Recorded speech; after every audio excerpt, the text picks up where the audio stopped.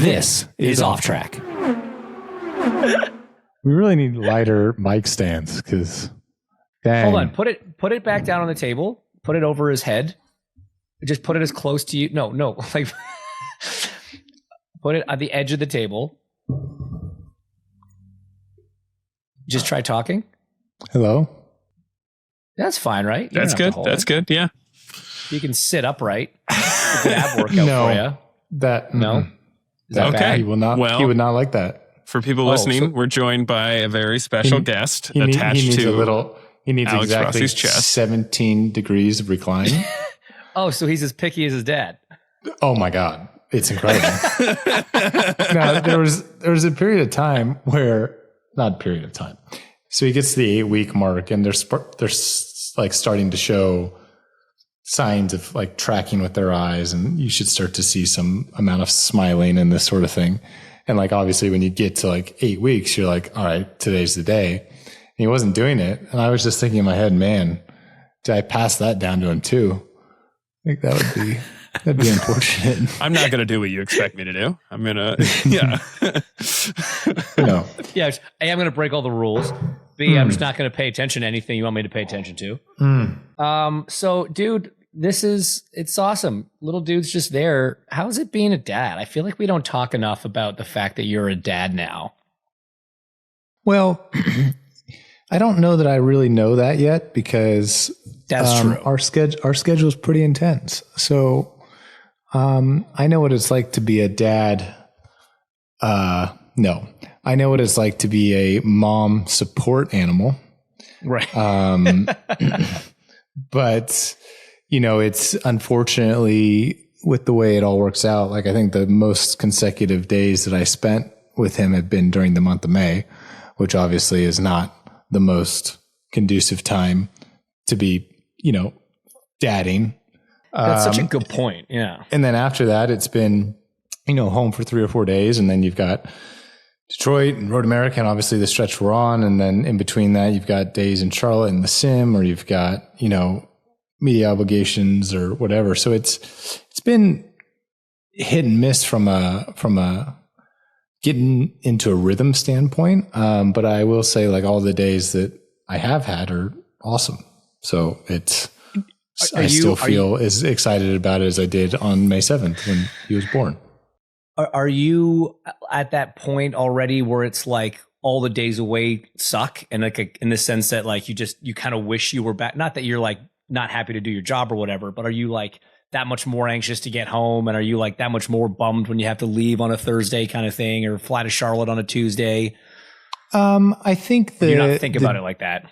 Yeah. I mean, I think the days that you're coming home, you're more excited than maybe you would have been, just to see like his level of progression, whether that's a progression from a personality standpoint, which not really, it's more progression from how is he growing? Like what physical? Yeah. What does his look like now? Like what is he like? How long are his naps? Like all these things and metrics that are like important to like the development of. What does his look like? Well, that? I mean, that's a pretty important thing. It's a pretty important thing. Like, yeah. So because he's still kind of a potato. Like I don't have that sadness when I leave yet. Cause it's not like he knows I'm leaving.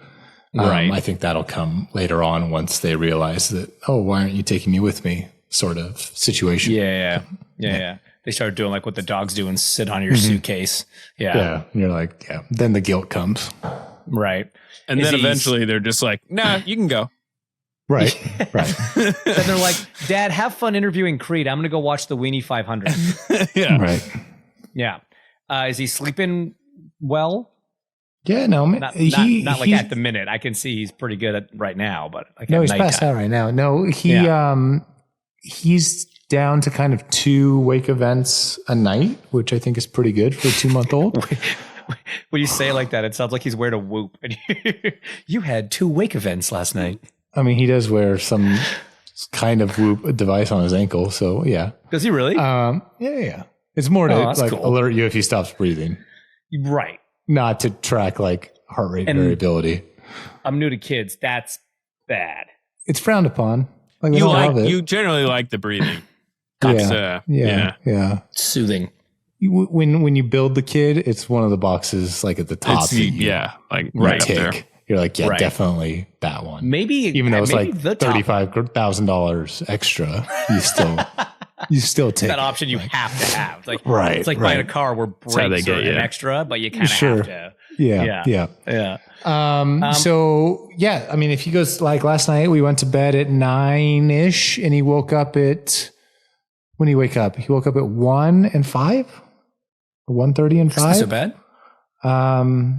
So yeah, I mean, it's definitely manageable. You don't. I mean, I'm looking forward to the go to bed at 9 and wake up at 9 program. But yeah, right. We're a little bit. I'll let you know when I get there. Yeah. You've been there for like 30 years. No, I haven't. I bet she goes to bed around 9, but she still gets up at like 6:30. Oh no, I meant you personally. Oh yeah, no, yeah. So like, is it like what a lot of parents say, where when you go away to races, the best part about going away is having a bed and not having to wake up and you sleep like an absolute incredible. So Thursday before Mid-Ohio, I slept 11 and a half hours. Like I was in, because the other thing is like, he's still sleeping in our bedroom because again, he's up every 4 hours and the breathing thing. So we can't have our AC set to 61 degrees anymore. So that's tough. Oh my God, that's right. Right. So, I mean, 68 is kind of the lowest. I mean, it's 68 to 72. So I pin it at 67 because like, we like to push limits in this house. Right. Well, no, you can't do blankets either because that's choking hazard.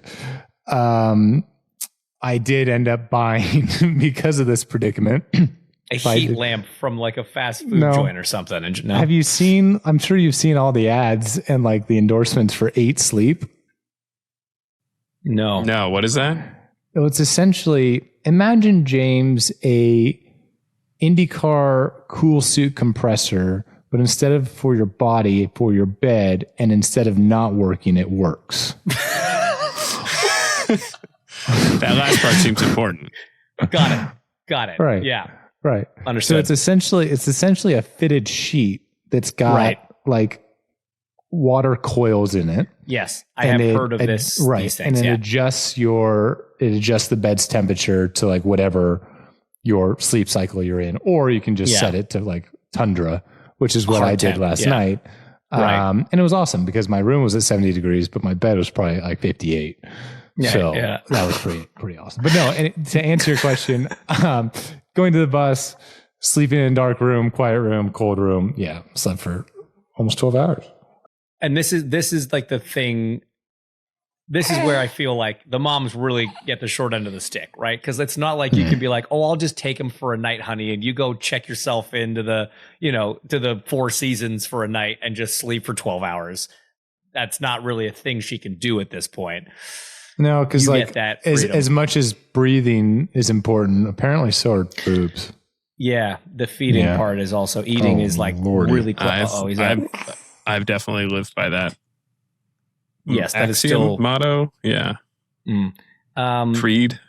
Hey Ben. Hey buddy. What's happening? There he is. All right. Well, ukuleles are dumb. I mean, we knew that. Yeah. Was there ever a question about that? Unicycles are also dumb. Yeah. Yeah. And unitards, if we're being honest. I think they have a purpose. I don't agree with them. I had to wear one a lot when I rode in high school. Oh.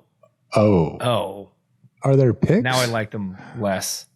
Is that what you want to see? Is that we called it a unisuit. We called it a unisuit. I wouldn't hate whatever posting him sleep at night, for like his birthday. Oh, true. Yeah, I'm sure I could find some. Don't worry. We'll talk to Joan. We'll get some real winners. What's the difference between unitard? It's a weird word to spell. And leotard. We're asking the big questions here. Is the length of the legs. A leotard is kind of like only kind of like goes to the way, it covers up like a swimsuit kind of bottom. Yeah. where unitard goes all the way down. Oh, then that's not what I wore. Because mine was, we called ours unisuits. No, so you wore like short sleeve version? No sleeves.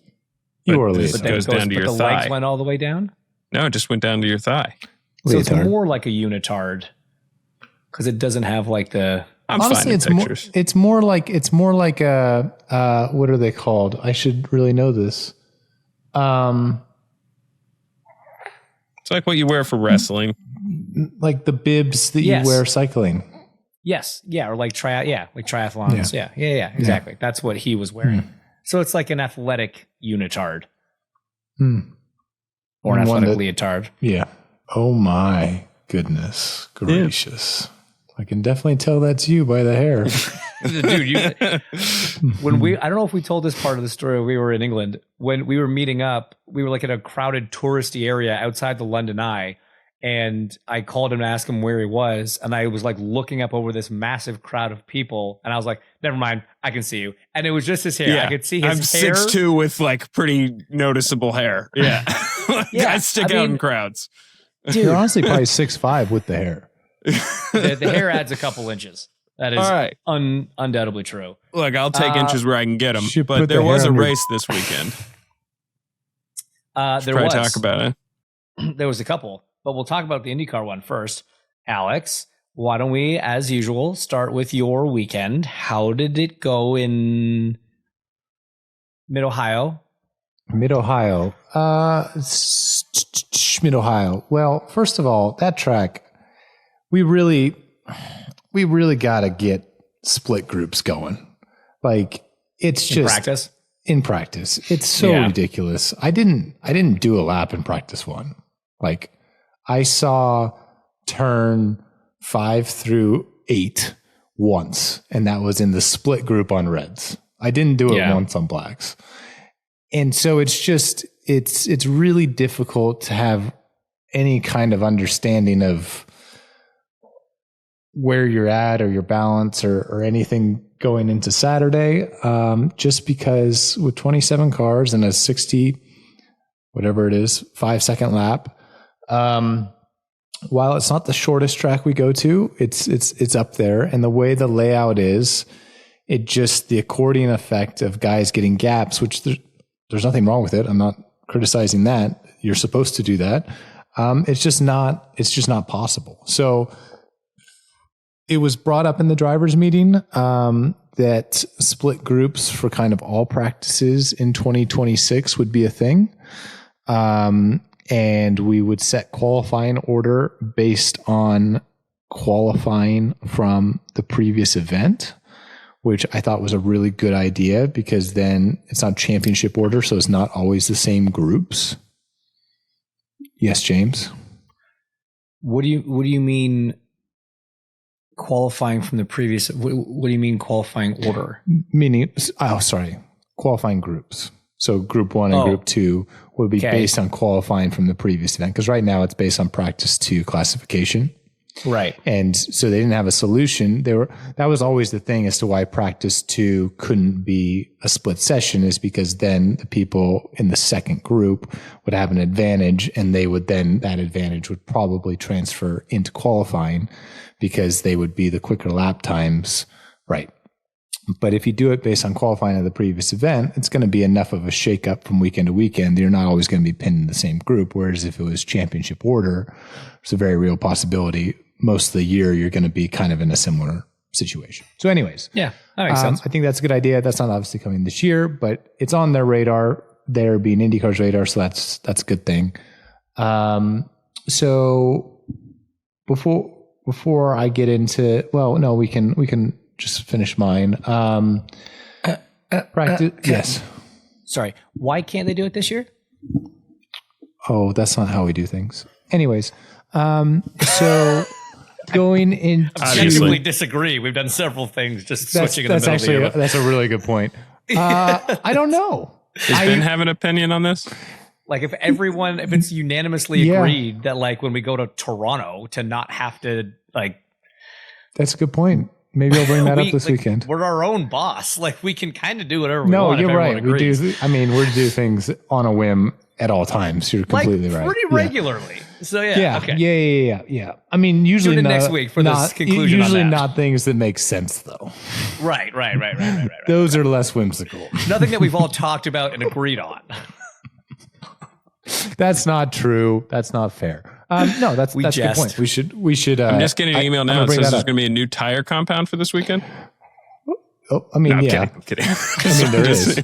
Oh, there is. I forgot there is. There actually is. Yeah, there is. I was like, I wouldn't be surprised if there's an email. Oh, it's okay, buddy. I know it's not funny to make Tim's fun. voice is just so grating. I know. Don't try to poison Ben against me. So practice. I'm going to be the cool uncle. Practice 2. We were pretty good. I didn't really do a good job, but we felt confident with the cars that we had. That showed in qualifying. It was the first time in a very long time that ECR got both cars into the top 12, which was good. You guys found something in Road America in warm up, like for a Sunday, that was good, and so was that carried over, and that worked here as well. While it didn't look promising in practice, like we were really happy with kind of the feel of the car and all of the problems that we had on Friday and Saturday in Road America were not there anymore. So yes, a lot of what we learned on Sunday in Road America did transfer, and that was super exciting. So qualifying, there was a decision that was made on the 20 car that was a pretty big error. We tried to basically, with all of the gapping issues and everything that was going on, we thought that if we kind of do our own program and leave pit lane and push, do our prep lap kind of pushing, we could just fuel it for one timed lap instead of doing out, prep, push. So most cars were doing their fastest lap on the second or third timed lap on reds. Usually it was kind of the third time lap though. So we tried to do it on the second. And for whatever reason, even though we left kind of on our own, we couldn't get a gap. There was cars in front of us going slow. There was cars behind me coming quickly. I also didn't have a radio for all of qualifying. So that made some things difficult. So anyways, in the Fast 12, we were one lap short on what should have been the optimum thing to do. And we didn't have any front tire temp in for the lap that we were going to try and do it. So anyways, we ended up 12th. Honestly, in a perfect session, we probably maybe could have been 7th or 8th. We weren't getting into the Fast 6, I don't think. So all in all, a very good performance for the team. Again, first time in a long time, both cars in the Fast 12. Christian was 10th. I was 12th. Christian unfortunately had a grid penalty because of an engine failure in Detroit. So he started 16th. And going into warm-up, even though IndyCar extended this race by 10 laps to get rid of a two-stop option, we felt that a two-stop was still possible because of the fact that in 2024, the two-stop was the way to go. It was super easy, and it was an all-green race, albeit the race was a little bit delayed by 2 laps because Dixon had his hybrid failure. Mm-hmm. But from there, it was an all-green race, and it was a pretty easy two-stop. So we thought this will transition pretty quickly to a two-stop. If there's kind of any yellow, but like 7 laps of yellow would make this kind of the golden two-stop opportunity. Sure enough, there was a yellow at the start, and we were like, "Oh, this is going to be a two-stop. Like this is pretty straightforward. The way this is going to go," and we couldn't hit the mileage. We couldn't hit the mileage and go quick enough. Like I started that stint trying to hit the number that we needed. I got passed by 3 cars. I was going backwards. I was like, this is not, there's a lot of guys pushing. I'm going to lose more spots if I continue to hit this number. Like we can't get there right now. So we ended up bailing on the two-stop. went it just with the sucks 3. because you've already lost a couple. You lost some track position, and it's. I mean, I lost 3 spots, like whatever. And so then we kind of carry on through that first stint because we had saved quite a chunk in the beginning, which was a detriment. Ended up actually working out for us pretty well with the overcut side of things. So we were able to have pretty good pace at the end of the stint and went like 6-7 laps longer than kind of the cars that we were racing. Both Christian and I did. And we gained quite a few spots in that exchange. I had a slow fueling stop with an issue that we had on the fuel rig. Christian had an even bigger issue on the fuel rig in the sense that they plugged in and then no fuel went in the car and he left and then he ran out of fuel, which is that's why he ran out. Really upsetting. Yeah. Like so that's a disappointing situation because I think he was, ultimately the way the day ended up, we weren't race winning cars, but I think he obviously would have been better than 25th. So that sucked. And then his yellow is kind of when things started to split a little bit. And what ultimately happened was there was some Hondas that were on a 2-stop program that yellow really helped. And then there were some other cars that took Christian's yellow, which kind of put them on like a 2.5-stop program. Right. And we didn't. And so we were kind of on like a true 3-stop with like no advantage on anyone with anything. And just that's the way the kind of race worked out with that specific situation. So ultimately we thought Christian's yellow was going to be good for us because we had stopped 3-4 laps before that. Mm-hmm. And there had been cars that had been out there for like 12 to 14 laps. So I was going to get all that track position, but unfortunately that gave them a fuel advantage to get home on 1 more stop. And I still had to get home on 2 more stops because I was a few laps short and I couldn't hit the number to make up that 3-4 lap difference. So we were kind of just caught between like the 2 and the 3. And ended up 15th. Like the car was good. The stops, aside from the small issue we had on the first one, was good. We couldn't get the mileage. The only cars that could get the mileage were Honda cars. Pato did a really good job with his recovery, but he was kind of on that 2.5 stop program where he took Christian's yellow and then got home on 1 more. So yeah, we weren't really on the right side of it. But the encouraging thing is that the cars were significantly better than they were in Road America. And what we learned there did translate, which is always a huge concern, that like, just because something is good somewhere doesn't mean it'll apply somewhere else. So positives leaving there. Yeah. I mean, Mid-Ohio is a bit of a unique one too, right? So it's not uncommon that like a road course baseline car is not exactly what you need at that place. So it's good that whatever you had worked. Yep. So yeah, one of those days. Kind of got caught between a weird yellow and a bad fuel number, an annoying fuel number. Yeah. But like it's a little concerning.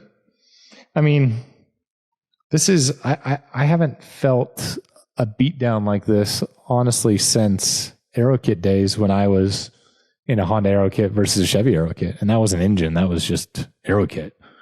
Like it feels. A lot of people were still also winning that. I mean, Hondas were still winning. They were still pulling out wins they shouldn't have been winning. For sure. Like Mid-Ohio, like Road America. Dude, it's unreal. Like, I don't know if the shining light is he made a mistake finally. Kind of? No. I mean, yeah, not kind of. He did. He did. But, I mean, he threw it away. Like, he was going to win that pretty handily. Pretty easily. And so again, he was going to win it from pole. Like this is, I've run out like, I don't, 1964 or something, I think was a lot. I mean, he didn't win. So, but like had he won that race, it would have been like 1964 was the last time somebody won 7 in the first 10 or something like that. Like I forget the stat, but it was something insane. And it was back when they were running, quarter mile dirt tracks and stuff with like Foyt and whatever. But dude, his pace on the hards is tough to it's tough to understand. On the reds, he is perfectly human. We saw it at Road America. We saw it here. We've seen it in other places. But for some reason, when you throw on the hards, that guy can just rail off lap time, hit a number, take care of that, make them last, whatever. And it's nothing anyone else is able to do. I mean, they're his preferred tire, even though they're borderline a second slower. Yeah, correct. They're often not the preferred tire. They are sometimes his preferred tire.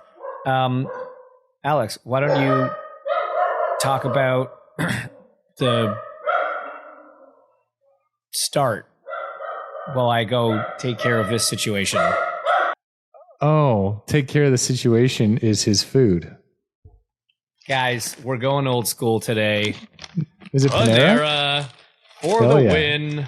This is not for you, Sully. Get out of here. Get your beautiful nose over here.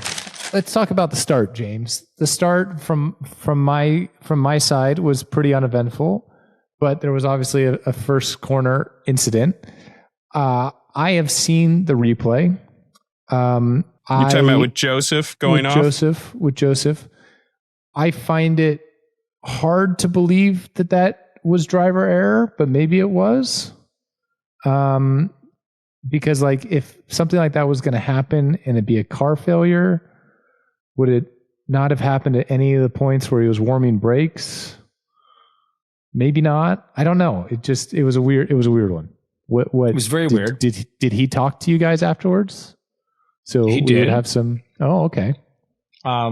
He hadn't spoken to the team. He came out of medical, so he didn't really have any information that is, shining any light on it. But I'm with you, man. Like when I saw the first replay from the, outside camera, I'm like, oh, something broke. Like that was weird.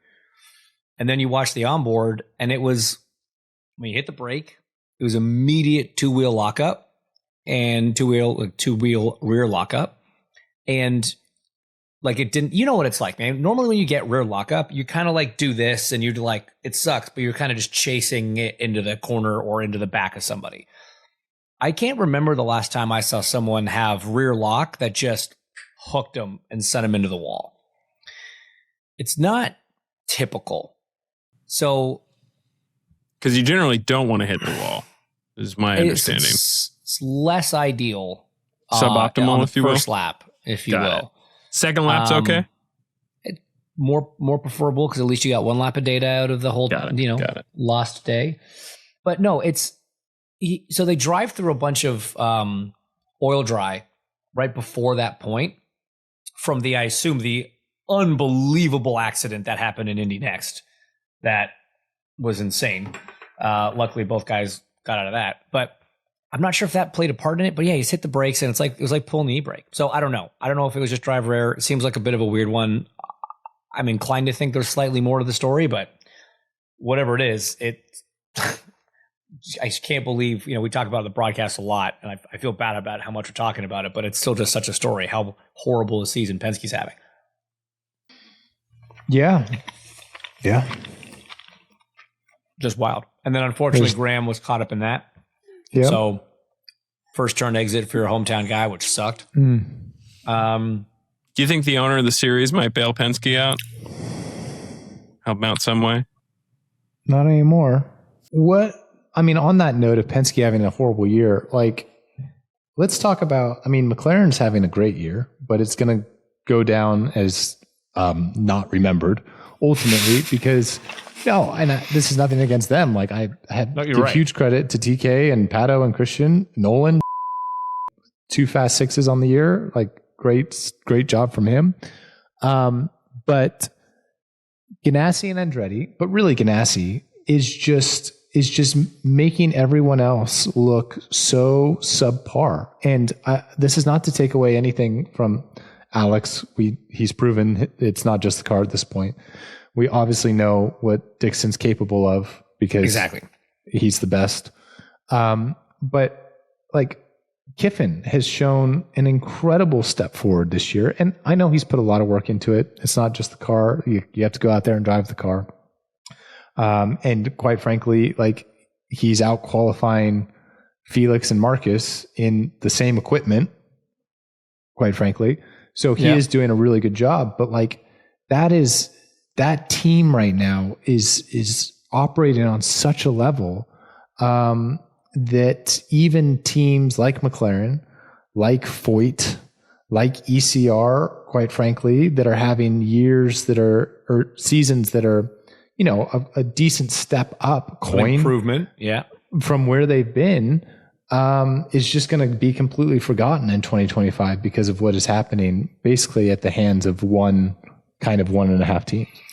Because here's the thing that I was also thinking about. I'm like, man, they also just every one of the, because we've 2 weeks in a row now, we've had kind of tricky strategy races, right? Like it's, do you pit on this yellow? Do you not? Field gets split, whatever. And they're always on the right side of it.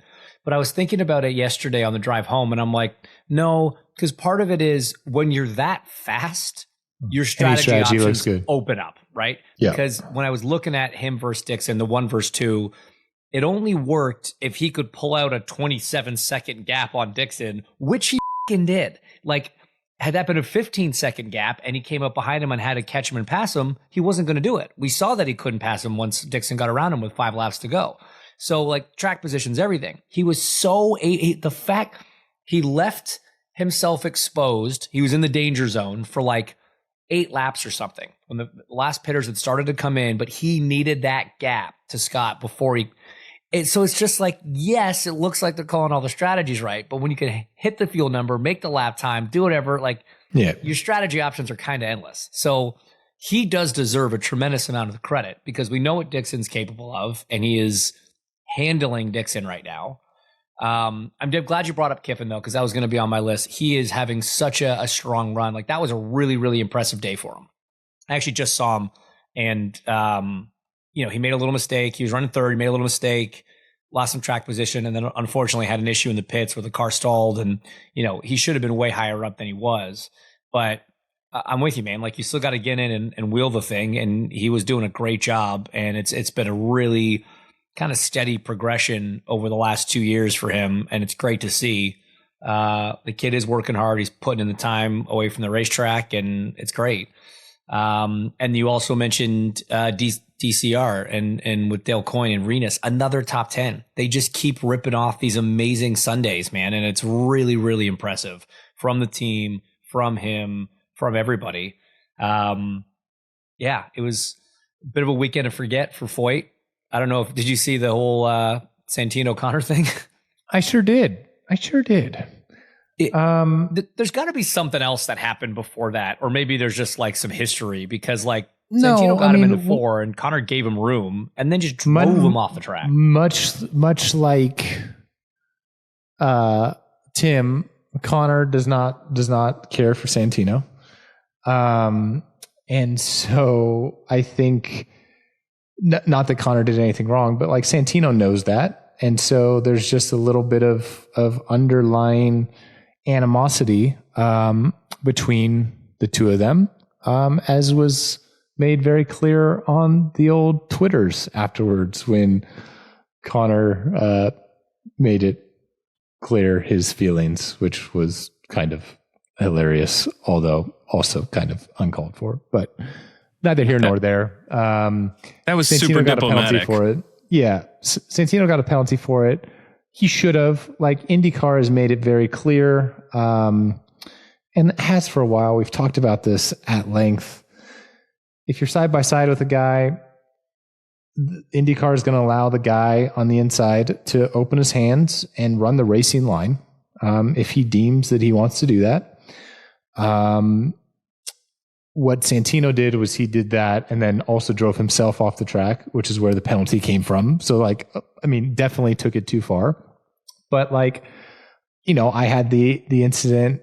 It probably wasn't on TV because it was a battle for 15th, unfortunately. But I was coming out of the pits and Louis was on the inside of me for turn 2 and I was on cold tires and I tried to hang it around the outside and he opened his hands and I go in the dirt and I lose 2 spots. And like, yeah, I mean, it's on me to not hang it on the outside. I didn't think that he, being a rookie, would do it, but I guess he's watched enough IndyCar races that he's like, oh, this is the thing that we do. So, I mean, fair play to him. Like, you can't get mad at the guy for doing the thing that's going to guarantee your track position that's within the rules, right? Yeah. Like, it's not, there's no point yelling it over it. But yes, Santino took it literally 8 feet too far.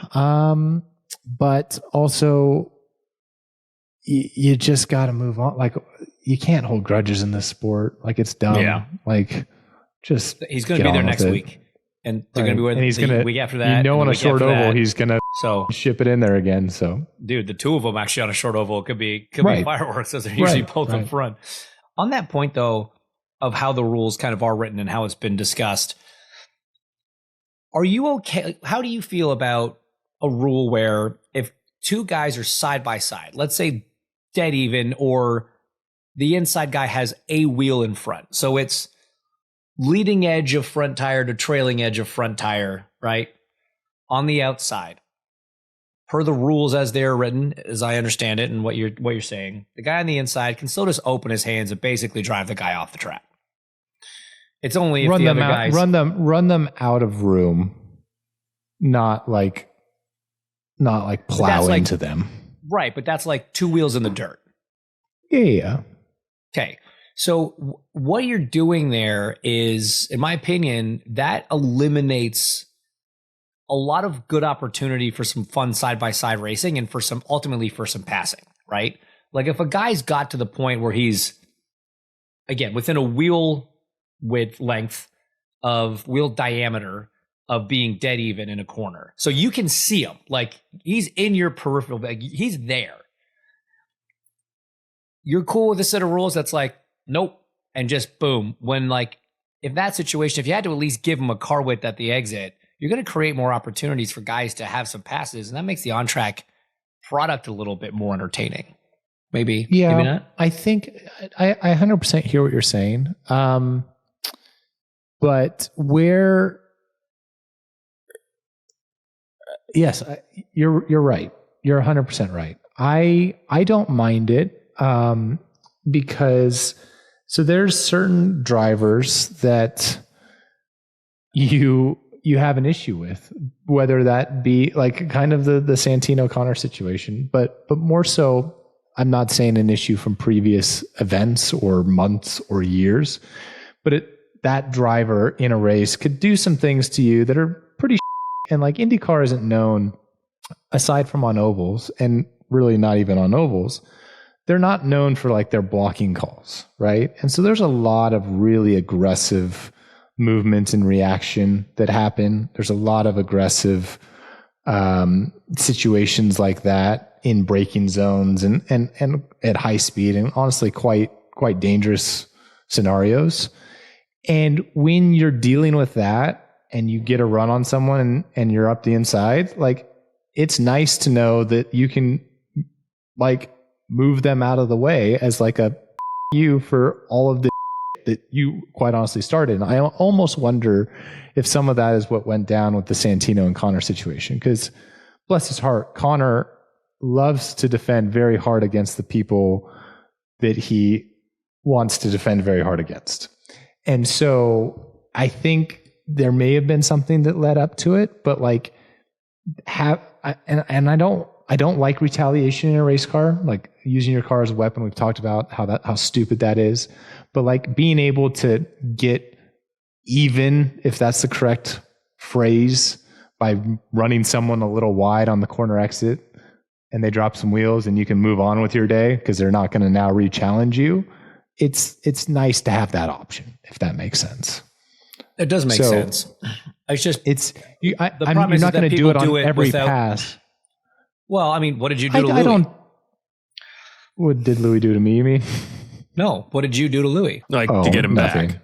Yeah. Nothing. But he just was like, you, and drove you off. So, like, I don't just, it is nice having that ability to, like, sort it out a little bit with someone that's been ruining your day. But like, if you're just doing it to everybody at all times, it's like, but are we hurting the product? I don't think it's everyone at all times. Okay. I don't. Okay. I think I would it's agree with become. I think it's become more common. More common. Because it's not penalized. But I don't think every pass is someone firing someone into the dirt. I don't. I think this was all born out of turn 5 at Barber. I think the number of incidents on the exit of turn 5 at Barber, they're because there's so much grip on the outside that the outside works. Like a lot of corners, the outside, like if you're hanging it out there, it's a really low percentage situation in the first place, which is kind of race control's point. It's like you pretty much lost the battle already. What are you trying to win here? Mm-hmm. So I don't know. Fair. Like I've had many passes where you pass someone, you outbrake them on the outside of a braking zone, and like you've got the momentum, and like I haven't gotten driven into doing that. Like it's really the guys on the inside that are getting squeezed that are like, no, dude, like you've made my life hell. You're squeezing me. Move. Yeah. I don't know. That's how I see it. Cool. Okay. That's that. We have a doubleheader at Iowa coming up. We kind of talked about the test. I don't know how much more we want to go into it because we kind of know roughly. He's a little baby boy. Yeah, I don't care about Iowa. Let's talk to Ben. How we doing, bud? I don't know if he has anything else to say. Oh, look at hey, that pal. guy. Living his best life.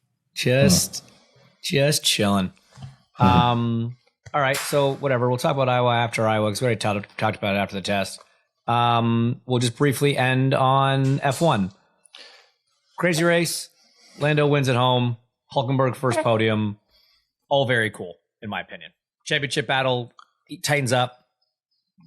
Everybody wins. I don't think you could hope for a better result. Much like Pelot, Verstappen showed he's human. Yes. Wow. Finally did. So did Piastri. Not that we haven't seen that ever, but like he's been pretty robotic of late, and he made a misjudgment that cost him the win, essentially. But yeah, Max just good old fashioned spinning out on his own. Still came back up and like picked up 5 spots, but in a terrible car. But no, man, I thought it was great. I really think that this weekend highlighted something I've already kind of thought about Lando in that, people love kind of harping on his quote unquote mental strength and this, that, and the other. I feel like when it comes to on-track battles, his ability to handle pressure is actually phenomenal. And when he has issues, it's when he's battling himself, right? It's qualifying. It's, it's thinking he's made a mistake he's got to make up for or something like that. That's kind of when he seems to have his issues. But like, go all the way back to Australia in those mixed conditions, Piastri breathing down his neck. He handled it really well. You go back to Austria last year in that battle with Verstappen. I thought he handled that very well, and it was Max that pushed that one over the line. And then this was Monaco was faultless in qualifying in the race. And then here with everything going on, different points of the race, having pressure, whatever. And that last stint, he drove away from Oscar. So yeah, fine. There was a penalty that got him in front, but it was ultimately, up to him to not screw it up, not drop a wheel, not make a mistake in the race. And I know he did obviously in Montreal, but I think when he's in front and he's dealing with pressure behind, he's pretty stout, which is a really important trait to have when you're fighting for a championship. Yes. I don't disagree with that at all. I think that with all that being said, he's got his hands full with Oscar. I think without the penalty, he still doesn't beat Oscar. Nope. So but he better continue to bring it because Oscar is just as capable in all phases of the weekend at this point as he is. So it'll be fun to watch it play out. I think we're finally at the point of the season where it's going to get contentious and a little bit bickery and a little bit catty and a little bit. Well, you heard Oscar's radio message at the end of the race. He was like, "I'll probably get banned for life if I say what I had to say. Like, I don't want to talk about this. Like, this is horse essentially. Like, I'm pissed." And apparently, like in the post-race interviews and press conference, he didn't once mention Lando. Didn't once mention Lando. All he talked about was Hulkenberg getting his first podium and everything. So it's okay. Look, Lando. It's not like they had a contentious battle on track. There's no reason to be mad at Lando. But No, now but I mean, that was a win that's the guy. that you don't want to see it go into your teammate. Yeah. Which is what happened in both the races this weekend. IndyCar and I don't think F1. Pelot's under much threat, unfortunately. No, he's from not his as teammate. worried, but he did make a mistake that let his teammate win the race. And then shout out SVG, won again in Chicago, which everybody kind of had. Yeah. There was a friend of ours. Sorry, Tim. There's a friend of ours, Alex, who has a friend that made a not insignificant wager. I know you don't know much about sports betting, but he did something called a parlay, where multiple things have to happen in order to win. And he had a not insignificant amount of money on a Pelot SVG parlay. Well, if it's the friend that I think is the friend, that was quite a hit. It's a big hit. And apparently he had already lost a not insignificant amount of money on the Nathan's hot dog eating contest on Friday. So he was really hoping for a dub on Sunday. Also, though, I feel like we got to mention Scott Dixon, a win in 21 or 22 years now. 21 consecutive seasons with a win. There's not even words. Like I didn't ever doubt that was going to happen this year. So like maybe we should be making a bigger deal about it than we are. But like we finally have a third winner in the season, which is crazy to say. Ever doubt? I kind of did with how much Pelot has been dominating. No, it's Dixon, man. He's always going to sneak one past the goalie there. He's going to get it done. I saw somebody on Twitter say Pelot may be inevitable, but Dixon is inevitabler. Yeah, no, it's 21 consecutive. I mean, he's done more races in IndyCar than anybody. He has done more consecutive races in IndyCar than anybody. Second most on wins, second most on championships. 21 consecutive seasons with a win. I mean, the guy is incredible. He's just the best. But we know that. All right, Iowa. Good luck. I hope it's better than we think it's going to be. I hate to say that, but cautiously pessimistic about what the weekend's going to be. And we'll have twice as much racing action to discuss next week. So make sure you tune in. Twice as much. Sorry, twice as many laps, but less racing action. Yeah, twice as many laps to talk about. This has been Off Track with Hinch and Rossi. Off Track is part of the SiriusXM Sports Podcast Network. If you enjoyed this episode and want to hear more, please give a 5-star rating and leave a review. Subscribe today wherever you stream your podcasts. We are at Ask Off Track on Twitter and Instagram. And if you want to follow us on Twitter, we're at Hinchtown and at Alexander Rossi. If you want to follow Tim, though we have no idea why you would, he's at the Tim Durham on Twitter. Find us on YouTube and subscribe to our channel for exclusive video content. Off Track is produced by Tim Durham, and by that we mean Tim.